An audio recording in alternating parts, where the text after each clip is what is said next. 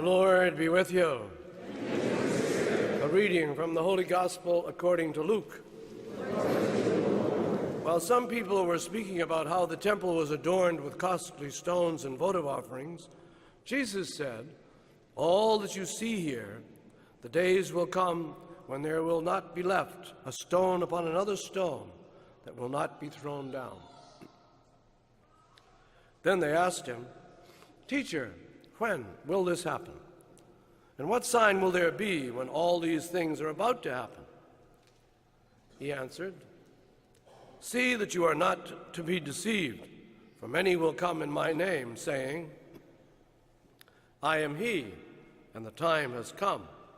Do not follow them. When you hear of wars and insurrections, do not be terrified, for such things must happen first, but it will not immediately be the end." Then he said to them, "Nation will rise against nation, and kingdom against kingdom. There will be powerful earthquakes, famines, and plagues from place to place, and awesome sights and mighty signs will come from the sky." Before all this happens, however, they will seize and persecute you. They will hand you over to the synagogues and to prisons, and they will have you led before kings and governors because of my name. It will lead to your giving testimony. Remember, you are not to prepare your defense beforehand, for I myself shall give you a wisdom in speaking, that all your adversaries will be powerless to resist or refute. You will even be handed over by parents, brothers, relatives, and friends, and they will put some of you to death. You will be hated by all because of my name, but not a hair on your head will be destroyed. By your perseverance, you will secure your lives.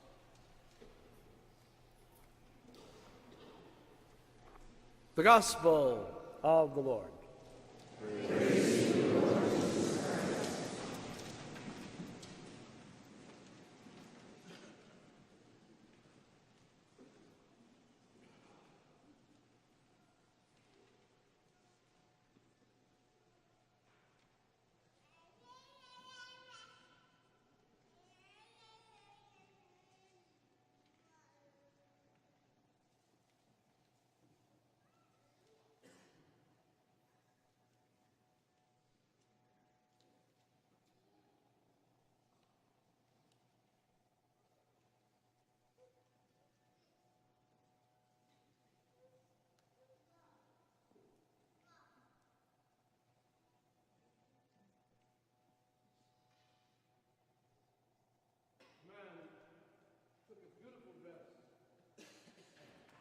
From the closet, a beautiful dress.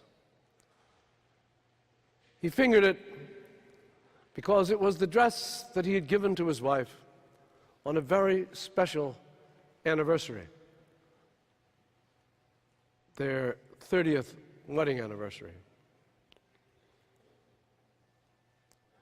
She had never worn the dress because she was waiting for that special day in which it would seem right to be wearing such a special dress. And now her husband was handing that dress to her sister as the dress she would wear at her funeral.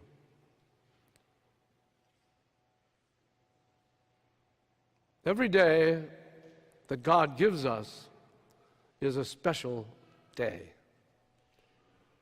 And we have to keep on remembering that as we go through our lives. Today in the Gospel, Jesus tells us about some horrific events that will take place during the time after his death. He says to us that when some were speaking about the temple, how it was adorned with beautiful stones and gifts dedicated to God. And Jesus said, "As for these things that you see, the days will come when not one stone will be left upon another, all will be thrown down. Jesus is speaking here of the temple, the great temple at Jerusalem. And if you were to look at it, it would be a huge, substantial, beautifully put together building. So the people there were like, you got to be kidding me. How could this possibly be destroyed? But it was.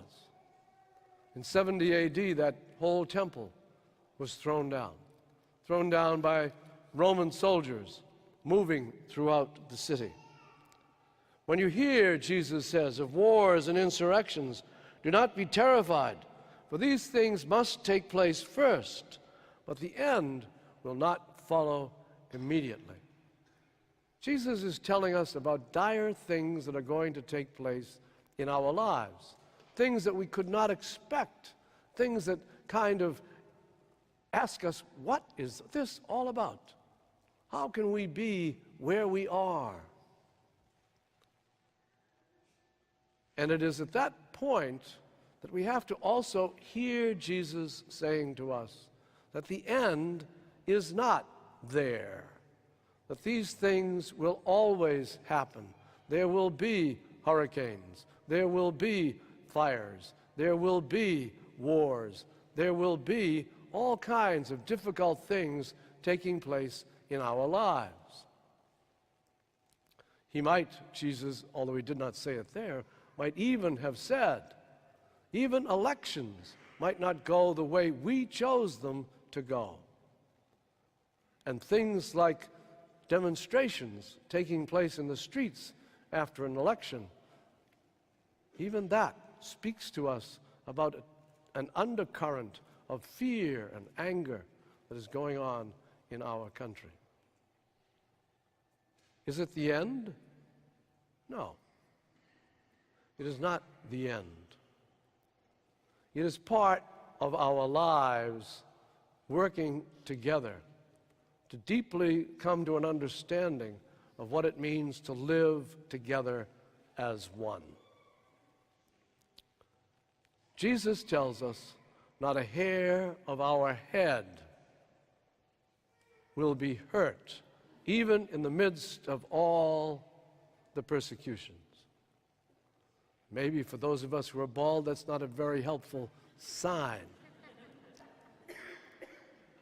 Nevertheless, we know what Jesus means, that as long as we live in concert with our Christian values, then we will know that we are doing the right thing.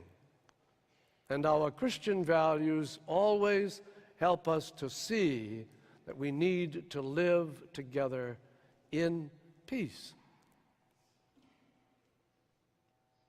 Jesus speaks to us about the importance of our loving one another, even when we think things are not going well. I am sure that if Hillary Clinton had been elected, there would be people on the streets saying they resent that and they wish Donald Trump were elected. It was not that way. It was the opposite way. And so it seems, regardless of which of the people was elected, half of us would have been more or less not happy. So what is our task? Our task is to live together in peace, to follow what Jesus has told us about the importance of our faith. He tells us that perseverance will make us whole. And so it is important for us today and through this entire time of President-elect Trump's time in office to do what we can to be the kind of Christians we are called to be.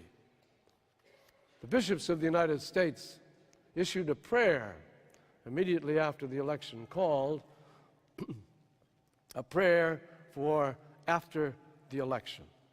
I'm just going to read a little piece of it.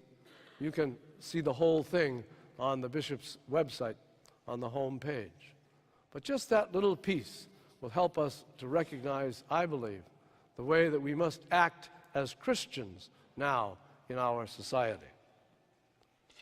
The prayer goes on to say, "Heal us from our differences and unite us, O Lord, with a common purpose, dedication, and commitment to achieve liberty and justice in the years ahead for all people, and especially those who are most vulnerable in our midst."